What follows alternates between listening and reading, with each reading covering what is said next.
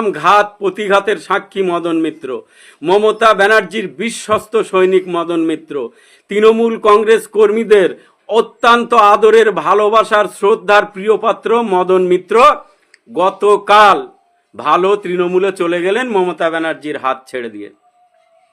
এ তো সেই মদন মিত্র 4 তারিখের পরেও যিনি বিজেপির সঙ্গে লড়াই দিয়েছেন, যিনি সাংবাদিক সম্মেলন করে বলেছেন কামারহাটির মানুষ আমাকে জিতিয়েছে, মমতা ব্যানার্জির ছবিটা আমার বুকে ছিল বলে। আমি সেই কামারহাটির মানুষের সঙ্গে বেইমানি করতে পারবো না, বিশ্বাসঘাতকতা করতে পারবো না। কামারহাটির মানুষ আমাকে জিতিয়েছে মমতা ব্যানার্জি জিন্দাবাদ বলার জন্য। সুতরাং আমি যতদিন বেঁচে থাকবো ততদিন মমতা ব্যানার্জির সঙ্গে থাকবো এবং মমতা ব্যানার্জি জিন্দাবাদ বলবো। মদনদা আরও একটা কথা বলেছিলেন। একবার উনি সাংবাদিকদের বলেছিলেন, আমি যেদিন মারা যাব সেদিন আমার শরীরের উপরে যেন এই জোড়া ফুল আঁকা এই পতাকাটা আমার শরীর ঢেকে দেওয়া হয়। আর আমার এই লাশটা যারা দেখবে সেদিন, আমার লাশটা দেখে তারা একটা কথাই বলবে, আজকে যে মানুষটার লাশ আপনারা দেখতে পাচ্ছেন, রাস্তা দিয়ে যে মানুষের লাশটা যাচ্ছে, এটা কোনো বেঈমানের লাশ নয়, এটা একজন ওয়াফাদার ইমানদারের লাশ। মদনদা, কি হলো আপনার সেই কমিটমেন্টের? আমি চাই আপনার দীর্ঘায়ু জীবন কামনা করি, আপনি বহুদিন বাঁচুন, কিন্তু শেষমেশ যেদিন আপনি মারা যাবেন ওই তৃণমূলের পতাকাটা আপনার শরীরের উপরে দেওয়া হবে কিনা, থাকবে কিনা সেটা বলতে পারবো না, কিন্তু আপনার ওই লাশটা দেখে কামারহাটির মানুষ চেঁচিয়ে চেঁচিয়ে বলবে, আজকে যে লাশটা দেখছেন এটা একটা বেঈমানের লাশ। বাংলার মানুষ আপনার লাশ দেখে সেদিন বলবে, আজকে যে লাশটা দেখছেন এটা একটা বিশ্বাসঘাতকের লাশ। বাংলার লক্ষ কোটি তৃণমূল কংগ্রেসের কর্মী, আপনার ভক্ত, আপনার অনুগামী যারা আপনার লাশটা দেখবার বলবে, আজকে যে লাশটা দেখছেন এটা কোনো ইমানদারের লাশ নয়, এটা বেঈমান বিশ্বাসঘাতক একটা গদ্দারের লাশ। মদনদা, আপনি তো কালারফুল মদনদা, আপনার বহু কালার আমরা দেখেছি, কিন্তু বিশ্বাস করুন মাইরি, আপনি সর্বশেষ যে কালারটা দেখালেন, এই কালারটা, এই রংটা দেখার জন্য আমরা কেউ প্রস্তুত ছিলাম না, না কামারহাটির মানুষ, না বাংলার মানুষ, না মমতা ব্যানার্জি। আপনিও তাদের দলে চলে গেলেন যারা মমতা ব্যানার্জিকে বিক্রি করে গাড়ি বাড়ি করেছে। আপনিও তাদের দলে চলে গেলেন যারা মমতা ব্যানার্জির রাজনৈতিক ক্ষমতাকে অপব্যবহার করে নিজেদের আখের গোছাতে কোটি কোটি টাকা সম্পদ করেছে, গাড়ি করেছে, বাড়ি পড়েছে। আপনি শেষমেশ সেই দলে পড়ে গেলেন।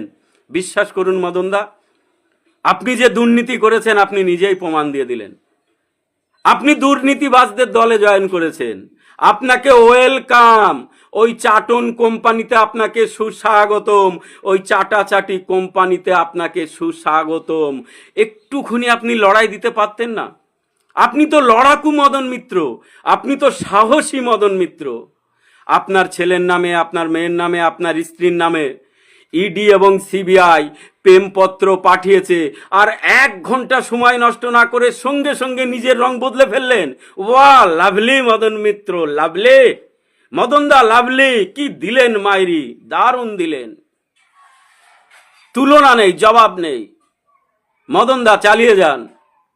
আর আপনার জন্য একটা কথা বলবো, আপনি যে বেঈমানি বিশ্বাসঘাতকতাটা মমতা ব্যানার্জির সঙ্গে করলেন, শুধু মমতা ব্যানার্জি নয়, আপনি বিশ্বাসঘাতকতা করেছেন আপনার চানেওয়ালা, আপনার ভালোবেসে নিঃস্বার্থভাবে আপনাকে অনুসরণ করা সেই লক্ষ লক্ষ তৃণমূল কংগ্রেসের কর্মী সমর্থকদের সঙ্গে।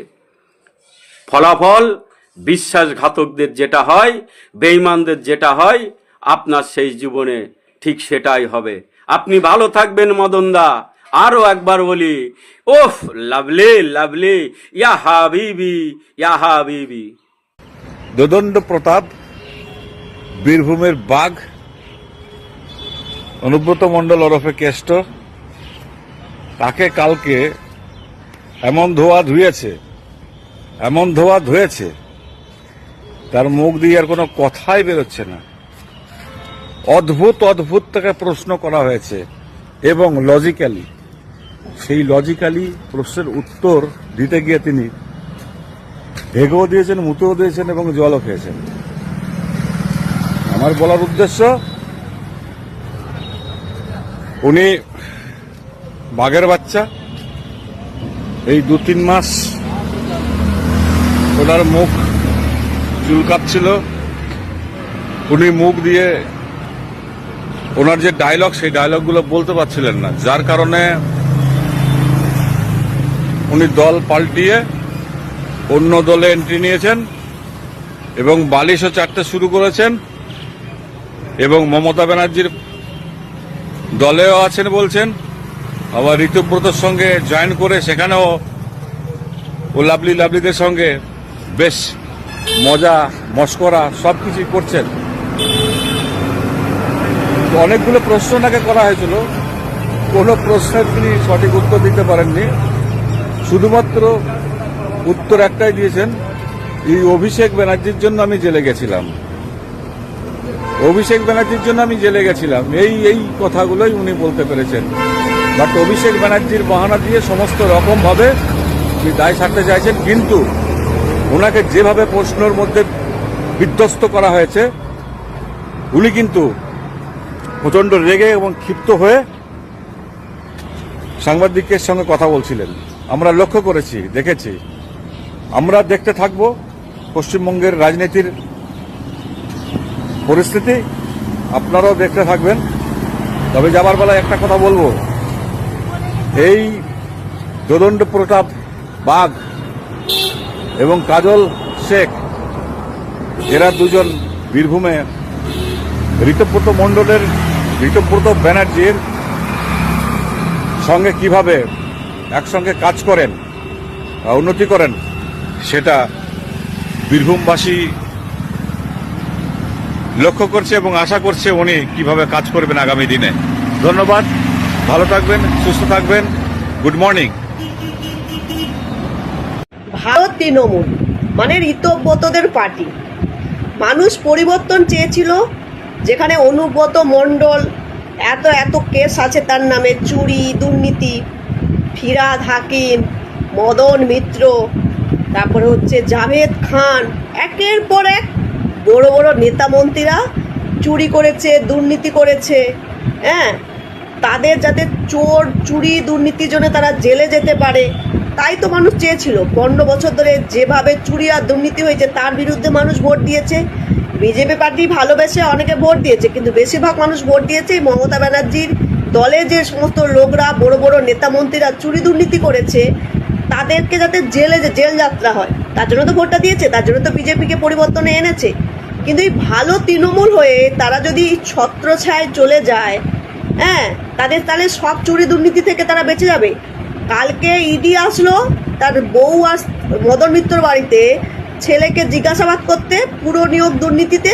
মদন মিত্র সঙ্গে সঙ্গে পাল্টি খেয়ে ভালো তৃণমূল হয়ে গেল। এটা আবার কি?